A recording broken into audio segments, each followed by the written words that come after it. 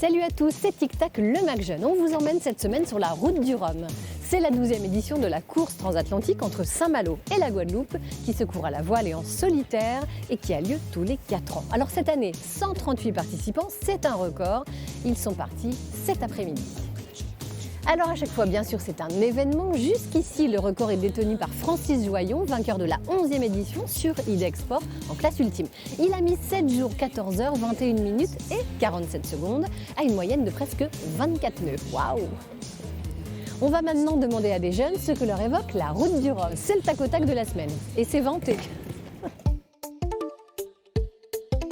Moi, la route du Rhum, ça m'évoque du bonheur parce que tous les 4 ans, je vais à Saint-Malo pour voir les bateaux. Pour moi, les mots de cette course, ce serait le mental. Là, c'est aussi la passion. J'aime bien François Gavard. Il arrive bien à garder le contact avec ses fans et avec les gens qui regardent la course. J'aurais pas le courage de faire ça, mais j'adore suivre ces courses de bateau parce qu'on ressent vraiment une certaine proximité avec les skippers sur leur voilier. Depuis la création de la route du Rhum, l'amélioration du temps réalisé par le vainqueur est considérable. Imaginez, il a été divisé par 3. C'est principalement dû à des matériaux plus performants, mais aussi à des systèmes de prévision météo encore plus pointus. Alors ce qui n'a pas changé en revanche depuis la première édition en 1978, c'est que cette course elle a toujours été gagnée par un multicoque, comme vous le voyez ici. Or, il existe d'autres catégories de bateaux, il y en a 6 au total. On va tout vous expliquer dans le Data Bref de cette semaine, raconté par Jalil. C'est à toi Jalil. La route du Rhum, ça fait rêver. Ce sont les grands bateaux, les grands navigateurs, comme Florence Artaud, Laurent Bourgnon, Loïc Perron, Francis Joyon, Lionel Lemonchois, Michel Desjoyaux, Franck Camas, Marc Pajot, Philippe Poupon. La grande aventure quoi. Fidèle à ses valeurs, la course accueille tous les voiliers à partir de 39 pieds. Bon ça c'est le jargon des marins. Traduisez 11,88 mètres. Dans cette course à la voile, les skippers sont répartis en 6 classes, selon les caractéristiques de leur bateau. Les ultimes sont les maxi multicoques, sans limitation de taille, des géants des mers capables de voler grâce à leurs feuilles en atteignant des vitesses folles. Les Ocean 50, ce sont des multicoques de 50 pieds, soit 15 mètres de long. Les IMOCA, eux, sont les grands monocoques du Vendée Globe, dont certains sont équipés de feuilles. Les classes 40 sont de plus petits monocoques, 12,18 mètres de long. Enfin, les Rhum Multi et les Rhum Mono sont les multicoques et monocoques d'une longueur supérieure ou égale à 39 pieds, environ 12 mètres, qui ne rentrent pas dans les autres classes.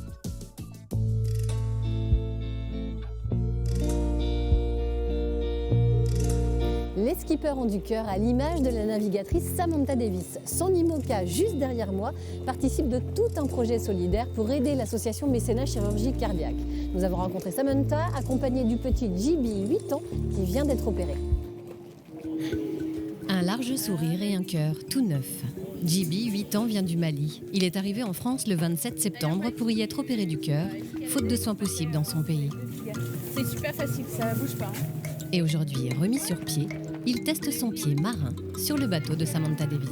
Ce bateau, c'est un bateau qui aide à sauver les enfants comme toi. Pas connu la tête.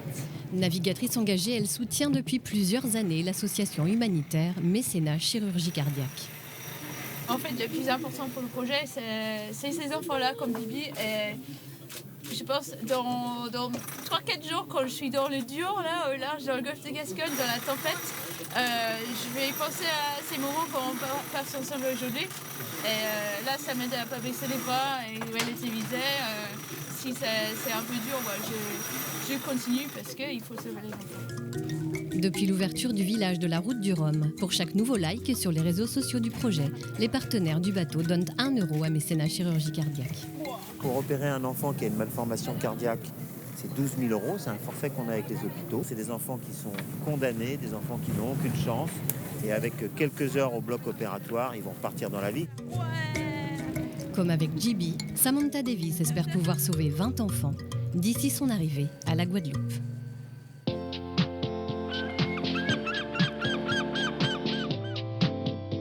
Saint-Malo, ce n'est pas que la route du Rhum. Vous allez maintenant faire la connaissance de Mathéo, un jeune breton mordu de wingfoil, une pratique assez récente dans les sports de glisse.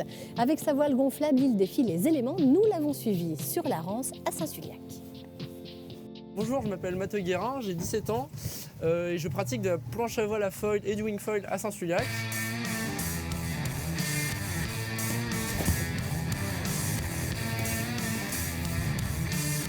Le foil permet de voler, donc sortir de l'eau à partir, je dirais, de 7-8 nœuds au minimum, donc ce qui est vraiment très très peu. Avec ça, on a une aile qui est un peu issue du kitesurf, donc c'est une aile gonflable qu'on a dans les mains et qui nous permet de nous envoler.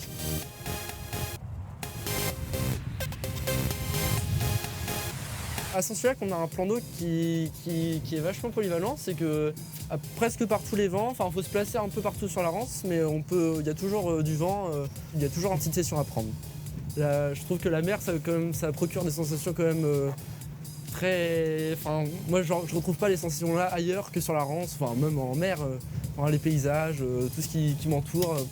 Mon rêve, oui, c'est vrai que c'est un projet que j'aimerais bien réaliser, c'est de faire comme l'a fait William Huppert.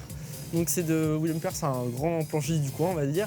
Donc il a relié Dinard à Jersey. Donc voilà, aller-retour aux alentours de 3 heures. Donc voilà, l'idée, ça serait de refaire le même schéma, forcément sur un peu moins vite, forcément, mais ça serait ça l'idée. Et voilà, tic-tac, c'est fini. On se retrouve la semaine prochaine pour un nouveau numéro. Bon, moi, tout ça, ça m'a donné envie de me lancer dans l'aventure de la route du Rhum. Bon, alors les kayaks, c'est très joli, mais je crois que ça va pas le faire. Ah bah voilà, un petit kata comme ça, mais c'est parfait. Allez, à moi la Guadeloupe, youhou!